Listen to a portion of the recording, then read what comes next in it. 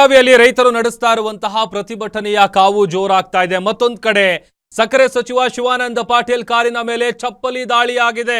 ಚಪ್ಪಲಿ ಹಾಗೂ ನೀರಿನ ಬಾಟಲ್ ಅನ್ನ ಎಸೆದಿದ್ದಾರೆ ಪ್ರತಿಭಟನಾಕಾರರು.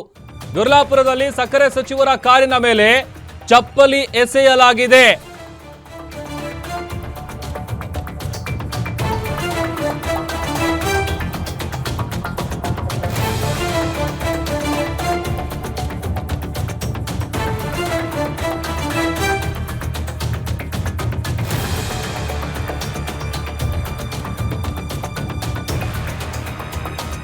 ದುರ್ಲಾಪುರದಲ್ಲಿ ಸಕ್ಕರೆ ಸಚಿವರ ಕಾರಿನ ಮೇಲೆ ಚಪ್ಪಲಿ ಎಸೆಯಲಾಗಿದೆ. ಆಕ್ರೋಶದಿಂದ ಸಚಿವರ ಕಾರಿಗೆ ಮುತ್ತಿಗೆ ಹಾಕಿದ್ದಾರೆ ಅನ್ನದಾತರು. ಹೋರಾಟಗಾರರು ತಮ್ಮ ಆಕ್ರೋಶವನ್ನ ಹೊರ ಹಾಕಿದ್ದಾರೆ. ಬಿಗಿ ಪೊಲೀಸ್ ಭದ್ರತೆ ನಡುವೆಯೂ ಕೂಡ ರೈತರ ಆಕ್ರೋಶ ಹೆಚ್ಚಿದೆ. ಸ್ಥಳದಿಂದ ಸಚಿವರನ್ನ ಕರ್ಕೊಂಡು ಹೋಗೋದಕ್ಕೆ ಪೊಲೀಸರು ಹರಸಾಹಸ ಪಟ್ಟಿದ್ದಾರೆ. ಇನ್ಫ್ಯಾಕ್ಟ್ ಖಾಸಗಿ ಹೋಟೆಲ್ನಲ್ಲಿ ಜಿಲ್ಲಾಧಿಕಾರಿಗಳ ಜೊತೆ ಸಭೆ ಮಾಡಿದಂತ ಸಂದರ್ಭದಲ್ಲಿ ಇದೇ ಕಾರಣಕ್ಕಾಗಿಯೇ ನೀವು ಅಲ್ಲಿಗೆ ಹೋಗೋದು ಬೇಡ ಅನ್ನುವಂಥ ಸಲಹೆಯನ್ನ ಕೊಟ್ಟಿದ್ರು ಸಕ್ಕರೆ ಸಚಿವರಿಗೆ. ಬಟ್ ಆದ್ರೆ ಮುಖ್ಯಮಂತ್ರಿಗಳು ಸೂಚನೆ ಕೊಟ್ಟಿದ್ದಾರೆ, ನೀವು ಅಲ್ಲಿಗೆ ಹೋಗಬೇಕು, ರೈತರ ಮನವೊಲಿಸಬೇಕು. ಆಯ್ತು, ನನ್ನ ಕೈಲಾಗಿದ್ದ ಪ್ರಯತ್ನ ನಾನು ಪಡ್ತೀನಿ, ರೈತರಿಗೆ ತಿಳಿಸಿ ಬರ್ತೀನಿ, ನಾಳೆ ಇದಕ್ಕೆ ಸಂಬಂಧಪಟ್ಟಂತೆ ಏನ್ ನಿರ್ಧಾರ ಮಾಡ್ತೀರಾ ಮಾಡಿ ಅಂತ ಫೋನ್ನಲ್ಲಿ ಕೂಡ ಮಾತನಾಡಿದ್ರು ಶಿವಾನಂದ ಪಾಟೀಲ್ ಅವರು. ಯಾವಾಗ ಪ್ರತಿಭಟನಾ ಜಾಗಕ್ಕೆ ಸಕ್ಕರೆ ಸಚಿವರು ಹೋಗ್ತಾರೆ, ಅಲ್ಲಿ ಆಲ್ರೆಡಿ 8 ದಿನಗಳಿಂದ ಹೋರಾಟ ಮಾಡ್ತಾ ಇರುವಂತಹ ರೈತರ ಆಕ್ರೋಶದ ಕಟ್ಟೆ ಒಡೆದಿತ್ತು. ಎಕ್ಸ್ಕ್ಲೂಸಿವ್ ದೃಶ್ಯ ಗಮನಿಸ್ತಾ ಇದೀವಿ ನೋಡಿ. ಸಕ್ಕರೆ ಸಚಿವರು ಬರ್ತಾ ಇದ್ದಂತೆ ರೈತರ ಕಿಚ್ಚು ದುಪ್ಪಟ್ಟಾಗಿದೆ. ಅವರ ಕಾರಿನ ಮೇಲೆ ಚಪ್ಪಲಿಗಳನ್ನ ಎಸೆದಿದ್ದಾರೆ, ಬಾಟಲ್ಗಳನ್ನ ಎಸೆದಿದ್ದಾರೆ. ಆ ಮೂಲಕ ತಮ್ಮ ಆಕ್ರೋಶವನ್ನ ಹೊರ ಹಾಕಿದ್ದಾರೆ. ಇಷ್ಟು ದಿವಸ ಬೇಕಿತ್ತ ಜಾಗಕ್ಕೆ ಬರಕ್ ನೀವು? ಯಾಕೆ ರೈತರು ದೇಶದ ಬೆನ್ನೆಲುಬು ಅಂತ ಹೋದಲ್ಲಿ ಬಂದಲ್ಲಿ ಸಭೆ ಸಮಾರಂಭಗಳಲ್ಲಿ ಬೊಬ್ಬೆ ಹೊಡೆಯುವಂತ ರಾಜಕಾರಣಿಗಳು ರೈತರು ಬೀದಿಗಿಳಿದು ಹೋರಾಟ ಮಾಡೋದಕ್ಕೆ ಶುರು ಮಾಡಿ 8 ದಿನ ಆದರೂ ಕೂಡ ಇಷ್ಟು ದಿವಸ ಟೈಮ್ ಬೇಕಿತ್ತ ಇಲ್ಲಿಗೆ ಬರೋದಕ್ಕೆ ಅನ್ನುವಂತ ಆಕ್ರೋಶಗಳು ಕೂಡ ಸಹಜವಾಗಿ ವ್ಯಕ್ತವಾಗ್ತಾ ಇತ್ತು. ಈಗ ಮಾರ್ಕ್ ಮಾಡಿ ತೋರಿಸ್ತಾ ಇದೀವಿ ನೋಡಿ, ಚಪ್ಪಲಿ ಎಸಿತಾ ಇರೋದು. ಅವ್ರ ಕಾರ್ ಅಲ್ಲಿಗೆ ಬಂದಿದೆ, ಆಮೇಲೆ ಹೈ ಸೆಕ್ಯೂರಿಟಿ ಕೂಡ ಇದೆ. ಬಿಡಿ, ಈ ಥರದ್ದೊಂದು ಘಟನೆ ನಡೆಯುತ್ತೆ ಅನ್ನುವಂಥ ನಿರೀಕ್ಷೆ ಮುಂಚೆನೇ ಇತ್ತು. ಯಾಕಂತಂದ್ರೆ ಆಲ್ರೆಡಿ ಇಷ್ಟು ದಿವಸ ಶಾಂತಿಯುತವಾಗಿ ನಡೀತಾ ಇದ್ದಂಥ ಪ್ರತಿಭಟನೆ ಈಗ ಬೇರೆ ಹಂತಕ್ಕೆ ತಲುಪಿದೆ. ಮತ್ತೊಂದು ಕಡೆ ನಾಳೆ ಎಲ್ಲ ರಾಷ್ಟ್ರೀಯ ಹೆದ್ದಾರಿಗಳನ್ನ ಬಂದ್ ಮಾಡ್ತೀವಿ ಅನ್ನುವಂಥ ಎಚ್ಚರಿಕೆಯನ್ನು ಕೂಡ ಸರ್ಕಾರಕ್ಕೆ ಕೊಟ್ಟಿದ್ದಾರೆ ರೈತರು. ಇದೆಲ್ಲದರ ನಡುವೆ ಯಾವಾಗ ರೈತರ ಆಕ್ರೋಶ ಹೆಚ್ಚಾಯಿತು, ಇಮಿಡಿಯೇಟ್ ಆಗಿ ಅದರ ಬೆನ್ನಲ್ಲೇ ಸಿಎಂ ಸಿದ್ದರಾಮಯ್ಯ ಅವರು ಸುದ್ದಿಗೋಷ್ಠಿಯನ್ನು ನಡೆಸಿ ನಾಳೆ ಬೆಳಿಗ್ಗೆ 11 ಗಂಟೆಗೆ ರಾಜ್ಯದ ಎಲ್ಲಾ ಸಕ್ಕರೆ ಕಾರ್ಖಾನೆ ಮಾಲೀಕರ ಮೀಟಿಂಗ್ ಅನ್ನ ಕರೆದಿದ್ದಾರೆ. ಅದಾದ ಬಳಿಕ ಬಾಗಲಕೋಟೆ, ಹಾವೇರಿ, ಅದರ ಜೊತೆಗೆ ಬೆಳಗಾವಿ, ಈ ಉತ್ತರ ಕರ್ನಾಟಕ ಭಾಗದ ರೈತ ಮುಖಂಡರ ಸಭೆಯನ್ನ ಮಧ್ಯಾಹ್ನ 1 ಗಂಟೆಗೆ ಕರೆದಿದ್ದಾರೆ. ಇದರ ಜೊತೆಗೆ ಪ್ರಧಾನಮಂತ್ರಿಗಳಿಗೆ ಪತ್ರ ಬರೀತೀನಿ ಅಂತ ಕೂಡ ಸುದ್ದಿಗೋಷ್ಠಿಯಲ್ಲಿ ಹೇಳ್ತಾ ಇದ್ರು. ಯಾಕಂತಂದ್ರೆ ಈಗ ಈ FRP ದರ ಇದೇನು ಪ್ರತಿ ವರ್ಷ ನಿಗದಿ ಮಾಡೋದಿದೆಯಲ್ಲ, ಅದು ಕೇಂದ್ರ ಸರ್ಕಾರ ಮಾಡೋದು, ಇದು ನಮ್ಮ ಅಂಡರಲ್ಲಿ ಬರಲ್ಲ. ಅವ್ರು ಏನ್ ನಿಗದಿ ಮಾಡ್ತಾರೆ ಪ್ರತಿ ವರ್ಷ ಕೂಡ. ಇನ್ಫ್ಯಾಕ್ಟ್ ಈ ವರ್ಷ ಕಳೆದ 5ನೇ ತಿಂಗಳಲ್ಲಿ ಕೇಂದ್ರ ಸರ್ಕಾರನೇ ಅದಕ್ಕೆ ಸಂಬಂಧಪಟ್ಟಂತ ದರವನ್ನ ನಿಗದಿ ಮಾಡಿತ್ತು. ಹಾಗಾಗಿ ಕೇಂದ್ರ ಸರ್ಕಾರದ ಕಡೆ ಬೊಟ್ಟು ಮಾಡ್ತಾ ಪ್ರಧಾನಮಂತ್ರಿಗಳನ್ನ ಭೇಟಿ ಮಾಡೋದಕ್ಕೆ ಟೈಮ್ ಕೇಳ್ತೀನಿ ಅಂತೇಳಿ ಸುದ್ದಿಗೋಷ್ಠಿಯ ಸಂದರ್ಭದಲ್ಲಿ ಸಿದ್ದರಾಮಯ್ಯ ಅವರು ಹೇಳಿದ್ರು. ಅದೆಲ್ಲದರ ನಡುವೆ ಈಗ ಪ್ರತಿಭಟನೆ ನಡೀತಾ ಇರುವಂತಹ ಜಾಗಕ್ಕೆ ಸಕ್ಕರೆ ಸಚಿವರು ಹೋದಂತ ಸಂದರ್ಭದಲ್ಲಿ ರೈತರ ಆಕ್ರೋಶದ ಕಟ್ಟೆ ಒಡೆದಿದೆ. ರೊಚ್ಚಿಗೆದ್ದಿದ್ದಾರೆ ರೈತರು. ಚಪ್ಪಲಿ ಎಸೆದಿದ್ದಾರೆ, ನೀರಿನ ಬಾಟಲ್ಗಳನ್ನ ಎಸೆದಿದ್ದಾರೆ.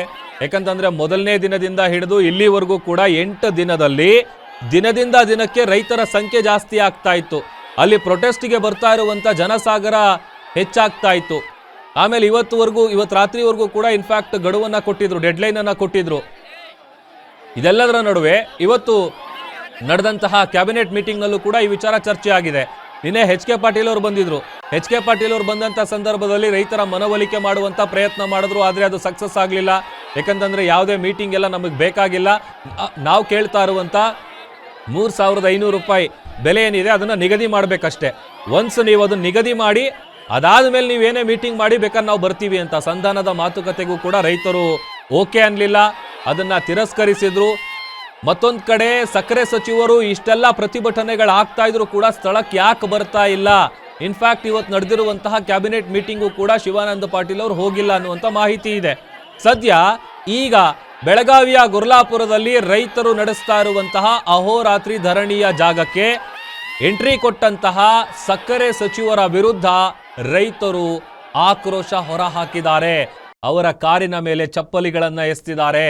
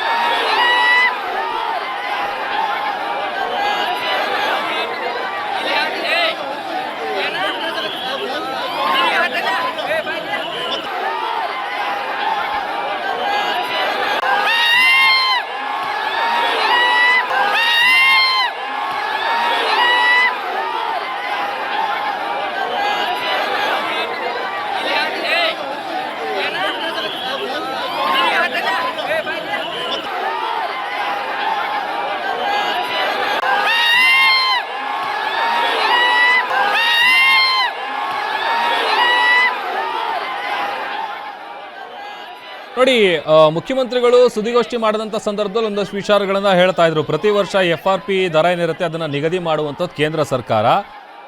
6/5/2025 ಅಂದರೆ ಕಳೆದ 5ನೇ ತಿಂಗಳು 6ನೇ ತಾರೀಕು FRP ದರವನ್ನು ಕೇಂದ್ರ ಸರ್ಕಾರ ನಿಗದಿ ಮಾಡಿದೆ.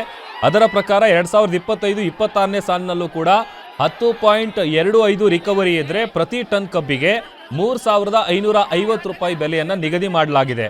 ಈ ಸಚಿವ ಸಂಪುಟ ಸಭೆ ಆದ ಬಳಿಕ ಎಲ್ಲ ವಿಚಾರ ಚರ್ಚೆ ಆದ ಬಳಿಕ ಸುದ್ದಿಗೋಷ್ಠಿ ನಡೆಸಿದಂಥ ಸಿದ್ದರಾಮಯ್ಯ ಅವರು ಈ ಹೇಳಿಕೆಯನ್ನು ಕೊಟ್ಟಿದ್ರು. ಆಮೇಲೆ ಇನ್ನೂ ಒಂದಷ್ಟು ವಿಚಾರಗಳನ್ನು ಹೇಳ್ತಾ ಇದ್ರು. ಅಂದರೆ ಈ ರಿಕವರಿ ನೋಡಿಕೊಂಡು, ಯಾಕಂತಂದರೆ ಈಗ ಒಂದೊಂದು ಜಿಲ್ಲೆಯಲ್ಲಿ ಒಂದೊಂದು ರೀತಿಯಾದಂಥ ರಿಕವರಿ ಇರುತ್ತೆ. ಆ ರಿಕವರಿ ಪಾಯಿಂಟ್ಸ್ ಎಷ್ಟಿರುತ್ತೆ ಅದರ ಆಧಾರದ ಮೇಲೆ ಪ್ರತಿ ಟನ್ ಕಬ್ಬಿಗೆ ಇಂತಿಷ್ಟು ಬೆಲೆ ಅಂತ ನಿಗದಿ ಮಾಡ್ತಾರೆ. ಇನ್ಕ್ಲೂಡಿಂಗ್ ಅದು ಹಾರ್ವೆಸ್ಟಿಂಗು, ಅದರ ಜೊತೆಗೆ ಟ್ರಾನ್ಸ್ಪೋರ್ಟೇಷನ್ ಏನು ಬರುತ್ತೆ ಅದೆಲ್ಲವನ್ನ ಒಳಗೊಂಡಂತೆ 3,550 ರೂಪಾಯಿಯನ್ನ FRP ದರ ಕೇಂದ್ರ ಸರ್ಕಾರ ನಿಗದಿ ಮಾಡಿರೋದು. ಆಮೇಲೆ ರಾಜ್ಯ ಸರ್ಕಾರ ಏನು ಕತೆ ಅಂತ ಅಂದರೆ, ರಾಜ್ಯ ಸರ್ಕಾರ ಈ ಬೆಲೆ ನಿಗದಿ ಮಾಡುವಂಥ ವಿಚಾರಕ್ಕೆ ಸಂಬಂಧಪಟ್ಟಂತೆ ಕೇಂದ್ರದವರು ಏನು ನಿಗದಿ ಮಾಡ್ತಾರೆ ಅದೇ ಫೈನಲ್ ಆಗಿರುತ್ತೆ. ಯಾಕಂತಂದರೆ ಇದಕ್ಕೆ ಸಂಬಂಧಪಟ್ಟಂತೆ ಮುಖ್ಯಮಂತ್ರಿಗಳು ಈಗ ಪ್ರಧಾನಮಂತ್ರಿಗಳಿಗೆ ಪತ್ರ ಬರೀತೀವಿ ಅನ್ನುವಂಥ ವಿಚಾರ ಹೇಳಿದ್ದಾರೆ. ಅದರ ಜೊತೆಗೆ ನಾಳೆ 11 ಗಂಟೆಗೆ ರಾಜ್ಯದ ಎಲ್ಲ ಸಕ್ಕರೆ ಕಾರ್ಖಾನೆ ಮಾಲೀಕರ ಜೊತೆಗೆ ಮೀಟಿಂಗನ್ನು ಮಾಡ್ತಾರೆ. ಈಗ ಸರ್ಕಾರ ಮತ್ತು ಸಕ್ಕರೆ ಕಾರ್ಖಾನೆಯ ಮಾಲೀಕರು 3,200 ರೂಪಾಯಿ ಪ್ರತಿ ಟನ್ ಕೊಡೋದಕ್ಕೆ ರೆಡಿ ಇದ್ದಾರೆ. ಬಟ್ ಆದರೆ ರೈತರು ಇಡ್ತಾ ಇರುವಂಥ ಡಿಮ್ಯಾಂಡ್ ಏನಂತಂದರೆ, ನಮಗೆ 3,200 ರೂಪಾಯಿ ಬೇಡ, ನಮಗೆ 3,500 ರೂಪಾಯಿ ಬೇಕು. ಅದನ್ನು ಕೊಡೋ ಆಗಿದ್ರೆ ಮಾತ್ರ ನಾವು ಪ್ರತಿಭಟನೆಯನ್ನು ಕೈ ಬಿಡ್ತೀವಿ, ಇಲ್ಲ ಅಂತಂದರೆ ಯಾವುದೇ ಕಾರಣಕ್ಕೂ ಪ್ರತಿಭಟನೆಯಿಂದ ಹಿಂದೆ ಸರಿಯುವಂಥ ಪ್ರಶ್ನೆನೇ ಬರಲ್ಲ ಅನ್ನುವಂಥ ಆಕ್ರೋಶವನ್ನು ಹೊರ ಹಾಕ್ತಾ ಇದ್ದಾರೆ. ಹಾಗಾಗಿ ಒಂದು ಕಡೆ ಈ ರೈತರು ನಡೆಸ್ತಾ ಇರುವಂಥ ಹೋರಾಟ ಏನಿದೆ ಅದು ತೀವ್ರ ಸ್ವರೂಪವನ್ನು ಪಡೆದುಕೊಳ್ತಾ ಇದೆ. ದಿನದಿಂದ ದಿನಕ್ಕೆ ಜನರು ಜಾಸ್ತಿ ಸೇರ್ಕೊಳ್ತಾ ಇದ್ದಾರೆ. ರಾಜ್ಯದ ಮೂಲೆ ಮೂಲೆಯಿಂದಲೂ ಕೂಡ ರೈತರು ಈ ಒಂದು ಪ್ರತಿಭಟನೆಗೆ ಸಾಥ್ ಕೊಡ್ತಾ ಇದ್ದಾರೆ. ಅದರ ಜೊತೆಗೆ ಅನೇಕ ಸಂಘಟನೆಗಳು, ಕನ್ನಡ ಪರ ಹೋರಾಟಗಾರರು, ಸ್ವಾಮೀಜಿಗಳು ಎಲ್ಲರೂ ಕೂಡ ಬೆಂಬಲವನ್ನು ವ್ಯಕ್ತಪಡಿಸ್ತಾ ಇದ್ದಾರೆ. ಬಗ್ಗೆ ಮತ್ತಷ್ಟು ಡೀಟೇಲ್ಸ್ ಅನ್ನ ಕೊಡ್ತಾರೆ ನಮ್ಮ ಪ್ರತಿನಿಧಿ ದುರ್ದುಂಡಯ್ಯ ದೂರವಾಣಿ ಸಂಪರ್ಕದಲ್ಲಿ ಜಾಯ್ನ್ ಆಗಿದ್ದಾರೆ. ದುರ್ದುಂಡಯ್ಯ, ಒಂದ್ ಕಡೆ ಗುರ್ಲಾಪುರದಲ್ಲಿ ನಡೀತಾ ಇರುವಂತಹ ರೈತರ ಹೋರಾಟದ ಕಿಚ್ಚು ದೊಡ್ಡ ಮಟ್ಟದಲ್ಲಿ ಹೊತ್ತಿ ಉರಿತಾ ಇದೆ. ಮತ್ತೊಂದ್ ಕಡೆ ಸಕ್ಕರೆ ಸಚಿವರು ಬಂದಂತ ಸಂದರ್ಭದಲ್ಲಿ ಏನೆಲ್ಲ ನಡೀತು? ಹೌದು, ಏನಂತಂದ್ರೆ ಇವತ್ತು ಕೂಡ ಒಂದು 8ನೇ ದಿನಕ್ಕೆ ಕಾಲಿಟ್ಟಿರ್ತಕ್ಕಂಥ ರೈತರ ಪ್ರತಿಭಟನೆ ಒಂದು ಕಿಚ್ಚು ಬಲು ಜೋರಾಗೇನೆ ಇತ್ತು. ಅದರ ಜೊತೆಗೆ ಏನಂತಂದ್ರೆ ಇವತ್ತು ಸರ್ಕಾರದಿಂದ ಏನಂತಂದ್ರೆ ಸಂಧಾನ ಆಗುತ್ತೆ ಎನ್ನುವಂತ ಒಂದು ನಿರೀಕ್ಷೆ ಇರ್ತಕ್ಕಂಥ ರೈತ ಹೋರಾಟಗಾರರಿಗೆ ಇವತ್ತು ಕೂಡ ಸಂಧಾನ ಮಾಡುವಲ್ಲಿ ವಿಫಲ ಆಗಿದೆ ಅಂತಾನೆ ಹೇಳ್ಬೋದು. ಏಕೆಂತಂದ್ರೆ 1-2 ದಿನಗಳ ಸರ್ಕಾರದಿಂದ ಬಂದಿರತಕ್ಕಂಥ ಸಕ್ಕರೆ ಸಚಿವರು ಕೂಡ ಏನಂತಂದ್ರೆ 1-2 ದಿನಗಳ ಕಾಲಾವಕಾಶವನ್ನು ಕೇಳಿದ್ದಾರೆ. ಕಾರಣ ಏನಂತಂದ್ರೆ CM ಅವ್ರ ಜೊತೆಗೆ ಬನ್ನಿ ಚರ್ಚೆ ಮಾಡೋಣ. ಈಗ ಆಲ್ರೆಡಿ CM ಅವರು ಕೂಡ ಏನಂತಂದ್ರೆ 2 ದಿನ ಕಾಲಾವಕಾಶ ಕೊಡಿ, ಸಕ್ಕರೆ ಕಾರ್ಖಾನೆ ಮಾಲೀಕರು ಹಾಗೂ ಎಲ್ಲರ ಜೊತೆ ಚರ್ಚೆ ಮಾಡಿ ನಿಮಗೆ ಅಂತಿಮವಾಗಿ ಏನಂತಂದ್ರೆ ಬೆಲೆ ನಿಗದಿ ಮಾಡುವಂತ ಕೆಲಸ ಮಾಡುತ್ತೇವೆ. ಹಾಗೂ ಅದರ ಜೊತೆಗೆ ಏನಂತಂದ್ರೆ ನೀವು ಇನ್ನಿತರ ಹಲವು ಬೇಡಿಕೆಗಳೇನಿದೆ ಅದರ ಬಗ್ಗೆ ಕೂಡ ಚರ್ಚೆ ಮಾಡೋಣ. 2 ದಿನ ಕಾಲಾವಕಾಶ ಕೊಡಿ ಎಂದು ಒಂದು ಸಚಿವರು ಕೂಡ ರೈತರಲ್ಲಿ ಮನವಿ ಮಾಡಿದ್ದಾರೆ.